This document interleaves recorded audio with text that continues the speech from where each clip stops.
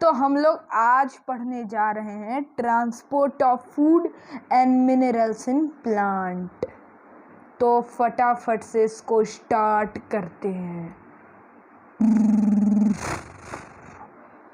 Transport of materials. All organisms have a way of transporting substance like nutrients, water and oxygen from one part of the body to another। यानी कि सारे organism का एक transporting का वे है जिसमें nutrients, water, oxygen एक part body के दूसरे पार्ट तक ले जाता है। सिंगल सेल ऑर्गेनिज्म में जैसे कि अमीबा, पैरेसियम और कुछ एल्गी मटेरियल्स में ये लोग डिफ्यूज़न से इनमें न्यूट्रिएंट्स आते हैं।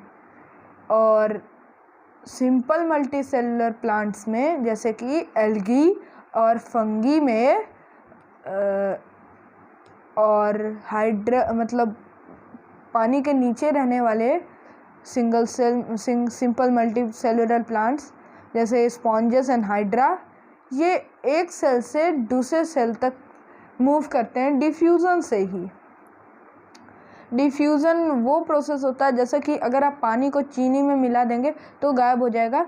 तो इस सेंटेंस को ऐसे भी कह सकते हैं कि चीनी पानी में डिफ्यूज़ हो गया, डिज़ोल्व हो गया।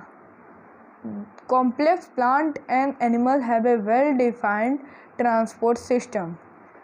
मतलब कॉम्प्लेक्स प्लांट्स जो होते हैं और एनिमल, उन सब के पास एक बहुत बढ़िया ट्रांसपोर्ट सिस्टम होता है। वो ट्रांसपोर्ट करता है न्यूट्रिएंट्स, ऑक्सीजन सारे बॉडी सेल में। और सेकंड है हार्मफुल एक्सक्रिएटरी सब्सटेंस जैसे कि कार्बन डाइऑक्साइड, अमोनिया, ये सब भी एक्सक्रिएट कर देता है। और ट्रांसपोर्ट सिस्टम, प्लांट्स का जो ट्रांसपोर्ट सिस्टम होता है इसे वैस्कुलर सिस्टम या फिर कंडक्टिंग सिस्टम भी कहते हैं। ट्रांसपोर्ट सिस्टम सिंपल प्लांट्स में ही नहीं पाया जाता है जैसे कि क्लाइमोडेनस और स्पायरोगैरा, इन सब में सिंपल प्लांट्स है, इसलिए ट्रांसपोर्ट सिस्टम इसमें नहीं पाया जाता है। और लेकिन हायर प्लांट जैसे कि पेटूनिया, विंका, मस्टर्ड मतलब मस्टर्ड का मतलब वो होता है सरसों, बसलैम, मैंगो, नीम, etc। अब इन सब में बहुत अच्छा डेवलप्ड और अच्छे पदार्थ का वो होता है वो system, transport system. Transport system ये स्पेशलाइज्ड कंडक्टिव टिश्यू से बना होता है जिसमें पाइप लाइक सेल्स होते हैं एंड टू एंड। ये रूट के टिप्स से इमर्ज होते हैं और स्टेम तक चले जाते हैं। यानी कि जड़ से, स्टेम से, रूट के टिप से, स्टेम से प्लांट का सबसे हाईएस्ट पॉइंट तक। ये दो प्रकार के होते हैं, फर्स्ट जाइलम एंड फोलम। तो अब जाइलम क्या होता है? Xylem conducts water and mineral absorbed by roots to other parts of the plant। Xylem जो होता है वाटर और मिनरल्स ऑब्जर्व करता है दूसरे प्लांट्स के पार्ट तक। ये बस वाटर और मिनरल ही ट्रांसपोर्ट कर सकता है। इसमें 4 तरीके के सेल होते हैं, xylem vessel, tracheids, xylem fibres and xylem parenchyma. अब जाइलम वेसल्स क्या होते हैं? तो first word xylem vessel thick walled होते हैं, नॉन लिविंग होते हैं और लंबे ट्यूबुलर सेल्स होते हैं। ये अपने दोनों एंड पे खुले रहते हैं और एंड टू एंड जॉइन रहते हैं। ये कंटिन्यूअस चैनल रूट से स्टेम तक होता है, यानी कि ये रूट से स्टेम तक कंटिन्यूअस रहते हैं। और टिप्स, ब्रांचेस के टिप्स तक वेसल्स में वाटर उगता है फोर्स ऑफ ग्रेविटी के विरुद्ध, यानी कि ये फोर्स ऑफ ग्रेविटी से एकदम विरुद्ध काम करता है। जाइलम ट्रैकेट्स, अब पॉइंट 2 है जाइलम ट्रैकेट्स। जाइलम ट्रैकेट्स भी नॉन लिविंग होते हैं। ये बहुत लंबे लंबे सेल्स होते हैं जिनके पॉइंटेड एंड रहते हैं, यानी कि नोकीला पेन का जैसे tip. Along with xylem fibers, tracheids also conduct water and minerals.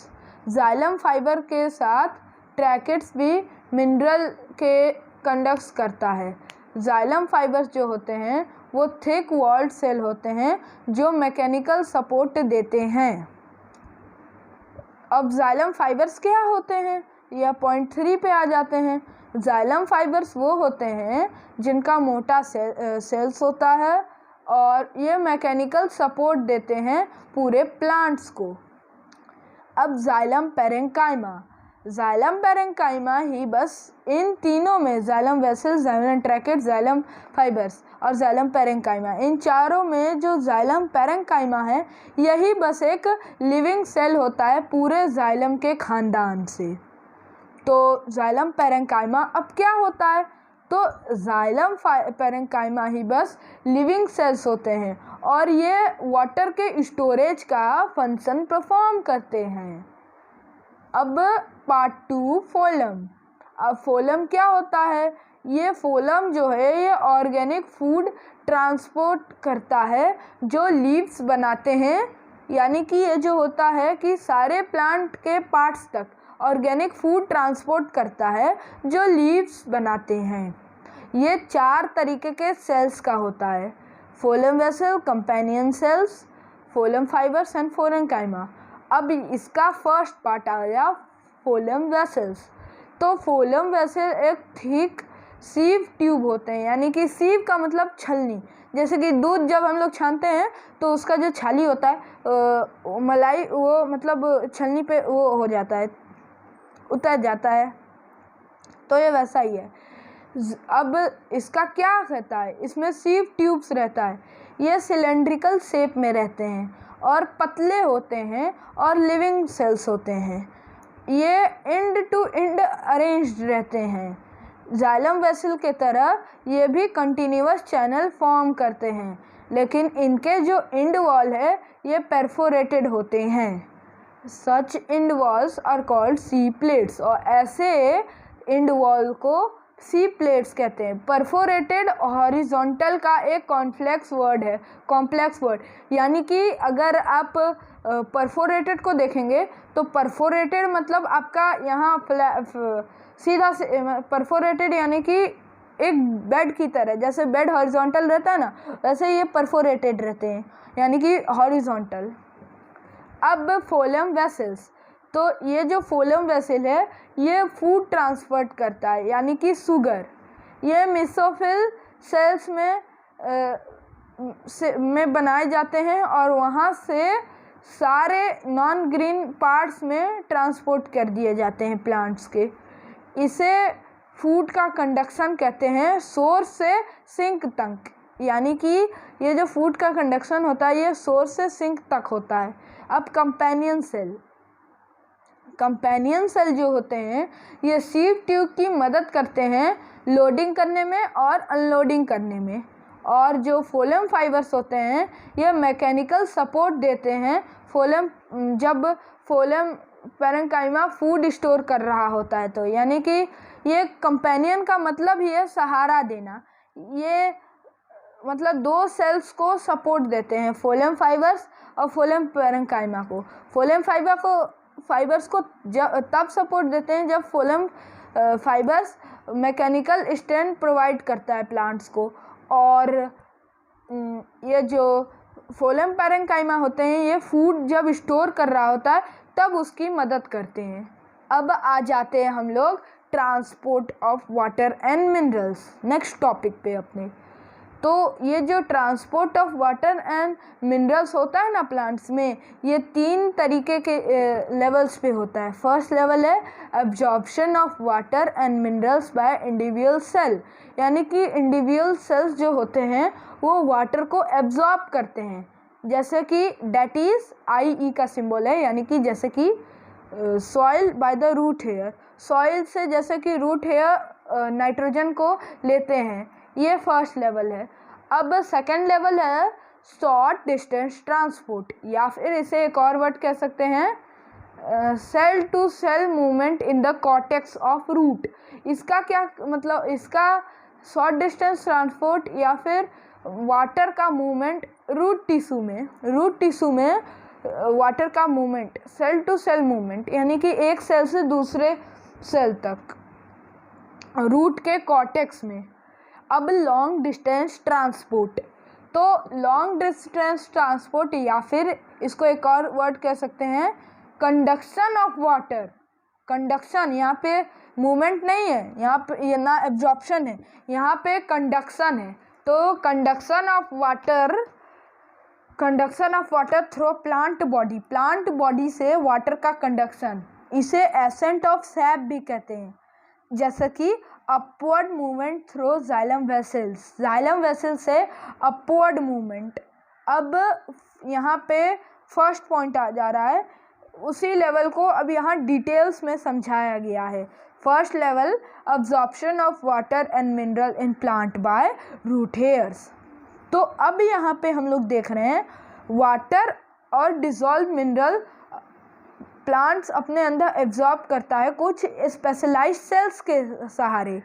जो रूट हेयर होता है, रूट हेयर में, अब रूट हेयर क्या होता है, तो रूट हेयर एक एक्सटेंशन है एपिडर्मल सेल का जो रूट पे होता है। और जैसे कि अगर आप किसी भी प्लांट्स को उखाड़ेंगे, छोटे पौधे को, तो देखेंगे ज़मीन के नीचे रूट सिस्टम में छोटे छोटे रूट के जो तने होते हैं, रूट के जो ब्रांचेस होते हैं, उस पर छोटे छोटे हेयर्स, स्क्रीन पे आई हुई फ़ोटो से छोटे छोटे हेयर्स होते हैं उसमें। तो वही आपका हो जाएगा रूट वाला। तो रूट का हेयर्स वही उसी को कहते हैं। तो adaptation in root hair for water absorption, अब इसमें कुछ ऐसे अडाप्शन होते हैं जो वाटर के एब्जॉर्प्शन को और भी इजी कर देते हैं। तो अब ये अडाप्टेशंस क्या हैं, जैसे तो यहाँ पे root hair are specially adapted for absorption of water because root hair जो होते हैं ये स्पेशली अडाप्ट होते हैं, मतलब इन्हें ऐसे फंक्शन ही किया जाता है ऊपर वाले के द्वारा कि ये आराम से वाटर को एब्जॉर्ब कर सकें। फर्स्ट तो है इसका semi permeable membrane of unicellular root hairs. ध्यान से सुनिएगा, सेमी परमिएबल मेम्ब्रेन अलाउ करता है वाटर और मिनरल मॉलिक्यूल को सेल शेप में जाने को, और लेकिन एक बार जब ये अलाउ कर दिया और वो सब अंदर घुस गए, तो अब वो अगर बाहर वापस जाना चाहें, सेल शेप से बाहर जाना चाहें, अंदर तो घुस गए अब, लेकिन अब ये सेल शेप से ये लोग अगर वापस बाहर जाना चाहें तो नहीं अलाउ करता है ये बाहर जाने को, बस ये अंदर आने को अलाउ करता है सेमी परमिएबल मेम्ब्रेन। अब आ जाएगा आपका cell shape.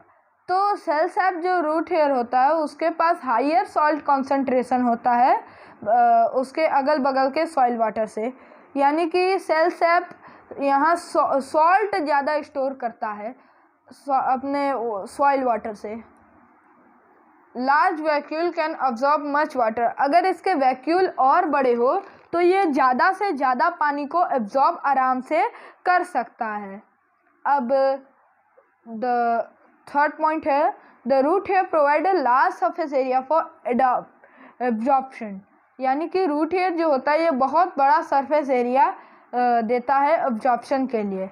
Larger the surface area greater is the absorption, जितना बड़ा सरफेस एरिया होगा उतना बड़ा एब्जॉर्प्शन होगा, उतना ज़्यादा एब्जॉर्प्शन होगा। अब मेथड्स ऑफ एब्जॉर्प्शन, अब एब्जॉर्प्शन के तरीके यानी कि सोखने के तरीके। तो रूट है absorb water bye diffusion and mineral by active transport, यानी कि ये वाटर को डिफ्यूज़न की मदद से करते हैं और डिफ्यूज़न मिनरल्स को ये वाटर को डिफ्यूज़न की मदद से एब्जॉर्ब करते हैं और मिनरल्स को पैसिव ट्रांसपोर्ट की मदद से, नहीं एक्टिव ट्रांसपोर्ट, पैसिव गलत है, active transport.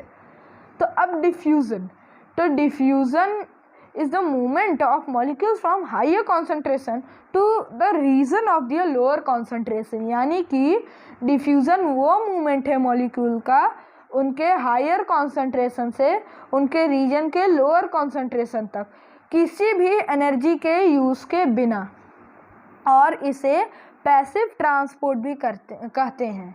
Water from the soil enter the root hair by diffusion.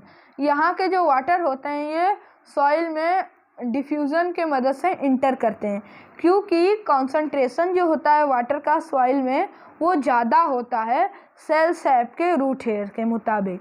अब ऑस्मोसिस, ये भी बहुत इम्पॉर्टेंट है।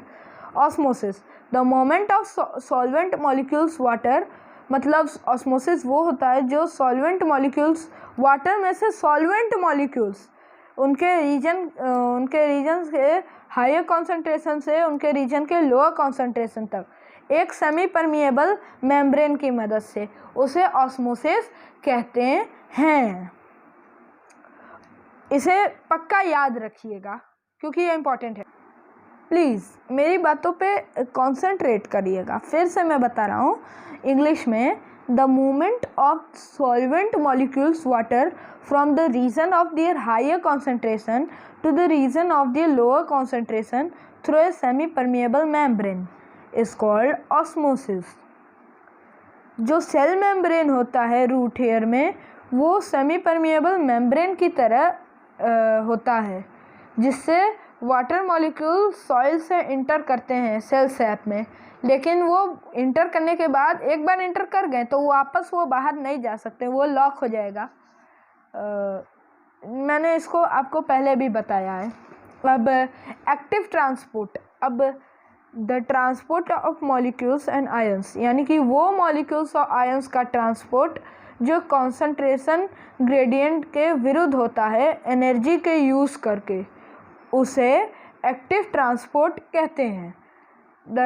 फिर से इंग्लिश में बता रहा हूँ, the transport of molecules and ions against the concentration gradient by using energy is called active transport. Minerals absorption in plant take place by active transport. The mineral ions move from their lower concentration in soil to higher concentration in cell sap of root hair, which is against concentration gradient। यानी कि जो minerals और ions जो move करते हैं उनके lower concentration से soil में से उनके हायर कॉन्सेंट्रेशन तक सेल सैप में, उसे कॉन्सेंट्रेशन ग्रेडियंट कहते हैं। Energy is used for the transportation of molecule against the concentration, यानी कि मॉलिक्यूल्स का ट्रांसपोर्टेशन में एनर्जी का यूज़ होता है। मॉलिक्यूल के ट्रांसपोर्ट में एनर्जी का यूज़ होता है कॉन्सेंट्रेशन के जो विरुद्ध होता है। अब 2 में आ जाइए। 2 मतलब पार्ट 2 इसका, movement of water through cortex cell to cell transport, यानी कि लेवल 2 है ये। The water absorb by the root hair moves through the cell of cortex of the root by cell to cell osmosis, यानी कि इसका जो water होता है रूट हेयर का वो सेल्स के कॉर्टेक्स में होता है, जो सेल टू सेल ऑस्मोसिस का ट्रांसपोर्ट होता है। जब तक ये जाइलम वेसल में होता है तब तक इसका जो सेंट्रल पार्ट है रूट का उसको फिगर में दिखलाया जाता है।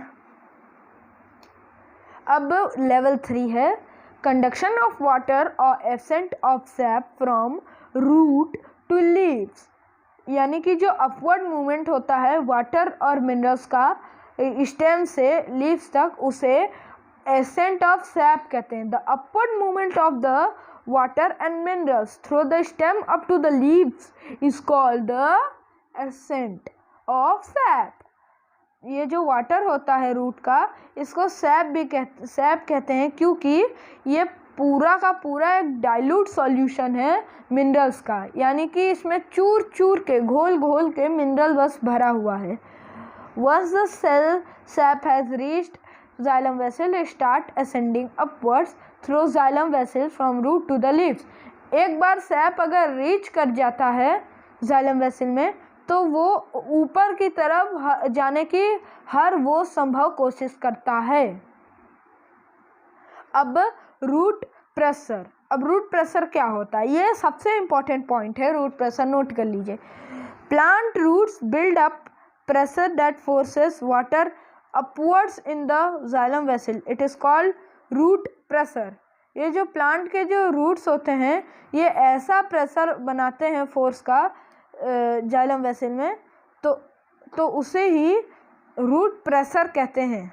वो ऐसा प्रेशर रहता है कि वो रूट में ऐसा प्रेशर उत्पन्न होता है कि जो खाना फंसा रहता है वो एक लात मारने पे, मतलब एक प्रेशर का फोर्स देने पे ही सीधे ऊपर जाता है, उसे रूट हेयर कहते हैं। अब मैं आपको इंग्लिश में भी ये सब बताता हूँ।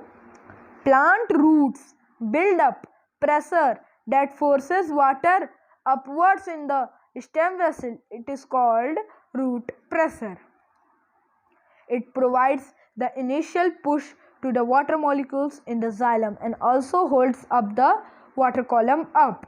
ये जो होता है इनिशियल पुश प्रोवाइड करता है वाटर मॉलिक्यूल्स में जाइलम तक, और ये वाटर के मॉलिक्यूल्स को ऊपर तक ताने रखता है, यानी कि ये थाम के रखता है वाटर मॉलिक्यूल्स को ऊपर में। तो अब यहाँ पे मैं रूट प्रेशर एक्चुअली में एक हाइड्रोस्टैटिक प्रेशर है जो बनता है एक्यूमुलेशन ऑफ सॉल्यूट्स के वजह से। जो जाइलम में जो एक्यूमुलेशन ऑफ सॉल्यूट्स होता है, सॉल्यूट्स के जो घुलन मिलन होता है, उसके कारण रूट प्रेशर उत्पन्न होता है।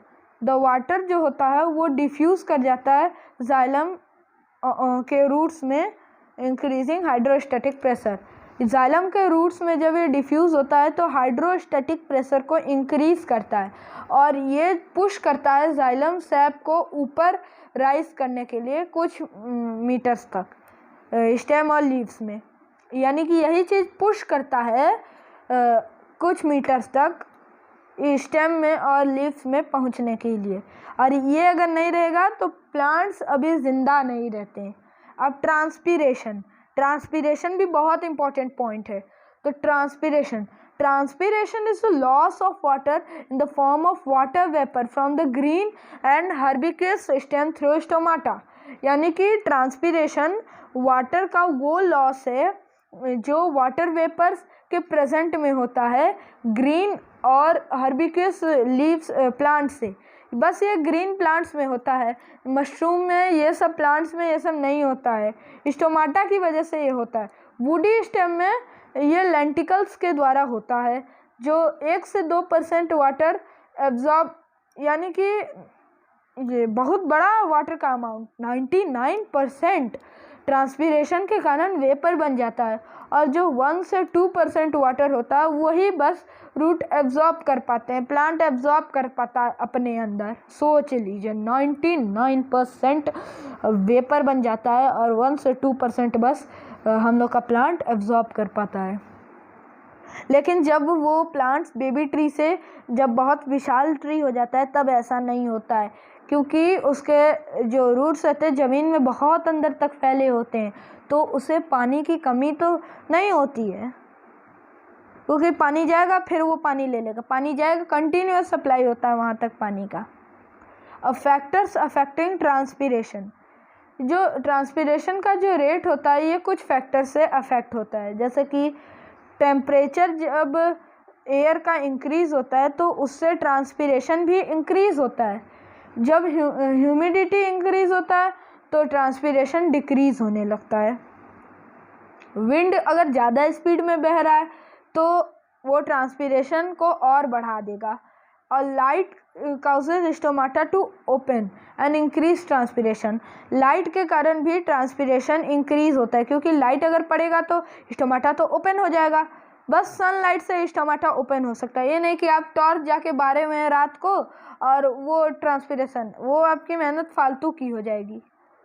और नाइट में जैसे कि सूर्य ख़त्म हो जाता है तो स्टोमाटा भी क्लोज हो जाते हैं, इसीलिए कहते हैं कि ट्रांसपीरेशन दिन में ज़्यादा होता है रात के मुताबिक। अब इम्पोर्टेंस ऑफ ट्रांसपीरेशन जो होता है वो हमें मदद करता है प्लांट्स को वाटर के अपवर्ड मूवमेंट का, रूट से लीव्स तक। ट्रांसपिरेशन इस फोर्स का सक्शन प्रोड्यूस करता है जिसे ट्रांसपिरेशनल पुल कहते हैं जाइलम में, जो वाटर को अपवर्ड्स डायरेक्शन में पुल करता है ट्री के एकदम टॉप पे ले जाने के लिए। Rate of absorption of water increases when there is more transpiration. और वाटर का एब्जॉर्प्शन ज़्यादा होने लगता है जब वहाँ ज़्यादा ट्रांसपिरेशन होता है।